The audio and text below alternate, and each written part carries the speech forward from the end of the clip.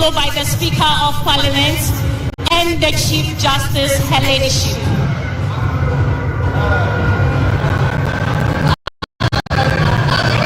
Invited guests, our heads of state and dignitaries will depart in order as they came in.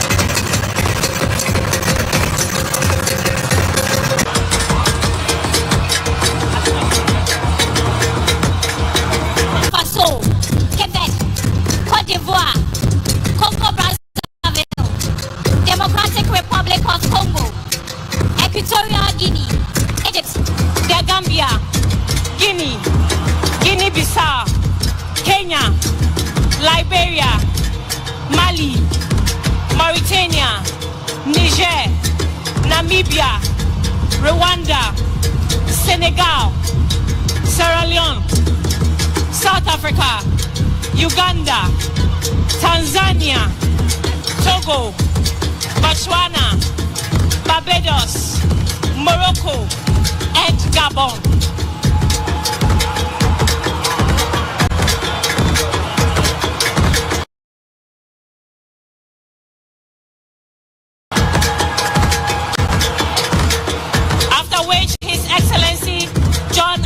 Kufo will also depart, followed by His Excellency Nana Addo Dankwa Akufo.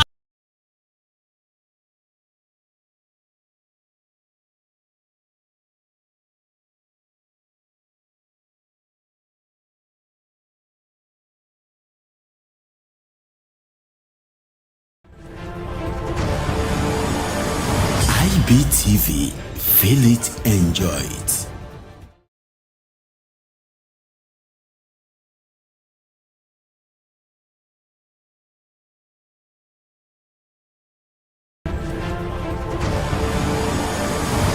IBTV, feel it, enjoy it. Muhammadu Bawumia and Her Excellency Samira Bawumia. The rest will depart in other as protocol demands. Thank you. I am Squadron Leader Gabriela Lawson from the Department of Public Relations of the Ghana Armed Forces, and I have been your master of ceremony for today's program. Thank you.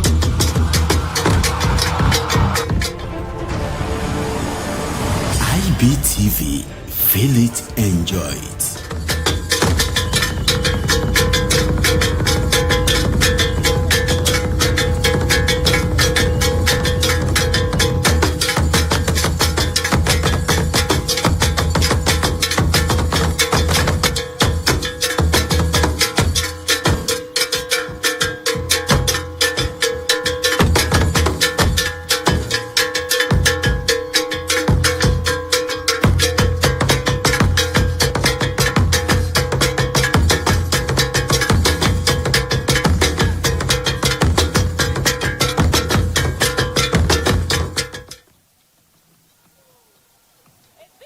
A historic moment here at the Independence Square, where we've just seen the investiture of the President John Mahama and the Vice President, Her Excellency Nana Jane Opoku Ajiman. It's been a historic moment because for Ghana, this is the first time we are having a female Vice President, and the atmosphere here has been so energetic and overwhelming.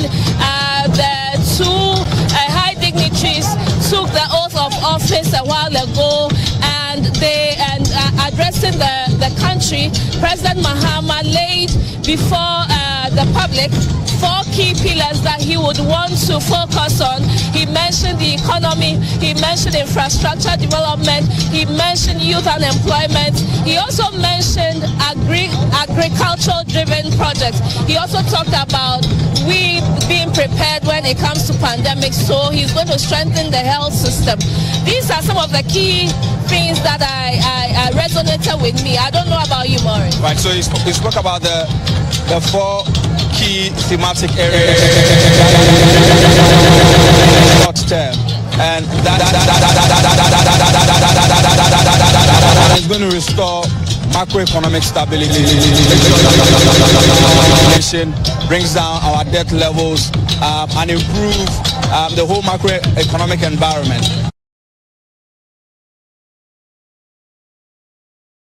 According to a lot of businesses have left Ghana because of the kind of fiscal environment that they found in the last 4 years. So what he's going to do, which is number 2, is to make sure that he opens Ghana up for business again. And so he's saying Ghana is ready to work again. Number 3, the president wants to ensure accountability and openness. That's where he'll be dealing with corruption, and also making sure that he puts in place the necessary structures to ensure that even the appointees that he's dealing with now do not find themselves engaging in corrupt practices, and if any of them happen to do so, the structures will be able to identify them and met out the necessary punishment. He's been talking about the 24-hour economy, and he's inviting the private sector, he's inviting the international business community to buy into this idea of a 24-hour economy where for 24 hours Ghana is not going to sleep. Businesses are not going to sleep. The key public sector service providers like the DVLA, like the passport service, the passport office, the 24-hour economy, these organizations are going to be working around the clock to ensure that the ease of doing business improves, and the turnaround time of doing business actually is shortened. He's going to reset Ghana. I mean, certainly you would expect that resetting Ghana, appears in his speech, that he will reset Ghana. He's inviting Ghanaians to have a change in attitude, to come and make sure that we have a mother Ghana that we'll all be proud of, certainly.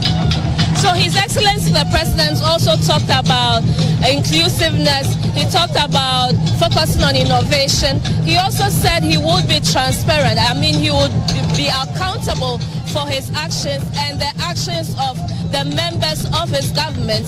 I mean, these are some of the things that we are looking out for to address corruption, to address the fact that many people feel left out when it comes to governance, persons with disability and all that. But he has said that his government is going to focus on inclusivity, is going to focus on accountability and innovation. He has also reassured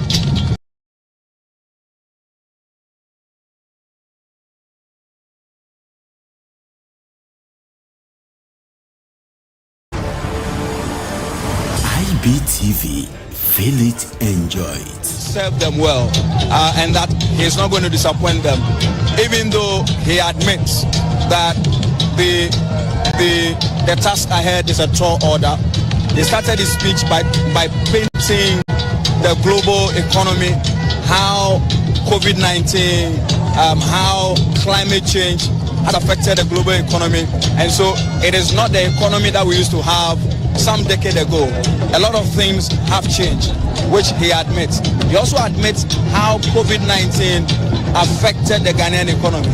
And so he is calling on all and sundry to come on board to make sure that the process of restoring macroeconomic stability is a collective one. He's also been advising us to embrace brotherliness, especially in the ECOWAS sub-region.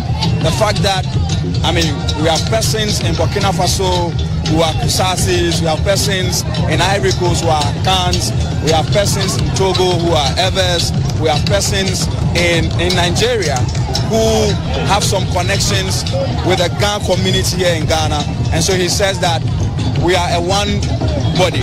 I mean, immediately after he won the elections, you realize that he's been dashing to his ECOWAS his ECOWAS neighbors and making sure that he kickstarts that whole process of having a mutually beneficial relationship with these neighbors which are close to us.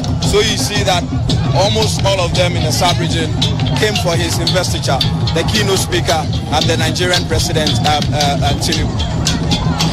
I'm being told that this inauguration has been widely patronized by more African countries or more dignitaries from the world and African countries especially. It has never been seen before. What has that got to say with our bilateral relations with our foreign neighbors? For me, I think it is to be expected. I mean, this is his first step, so to speak.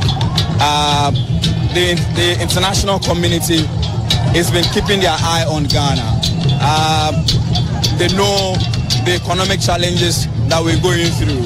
So with the coming on board of a new president, certainly they would like to beginning to have a new conversation to see what they can do to help transform this particular economy.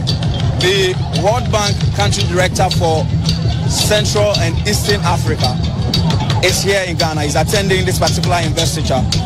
After this program, he's going to be having conversations with His Excellency John Dramani Mahama and see how the World Bank is able to scale up investment, especially in infrastructure, in health and innovation. Don't also forget that the president has signaled that it's going to be the negotiation of the IMF program. So the international community, our donor partners, our neighbors from East Africa, from South Africa, all of them are beginning to want to know exactly what we will do moving forward. And don't forget that His Excellency the President, because he's been in power before, he has connections with some of these key personalities, and so bringing them on board at this particular event should be seamless. Let's speak to one dignitary who witnessed the investiture of the president. Yes. You are live on GBC News. Really? Yes.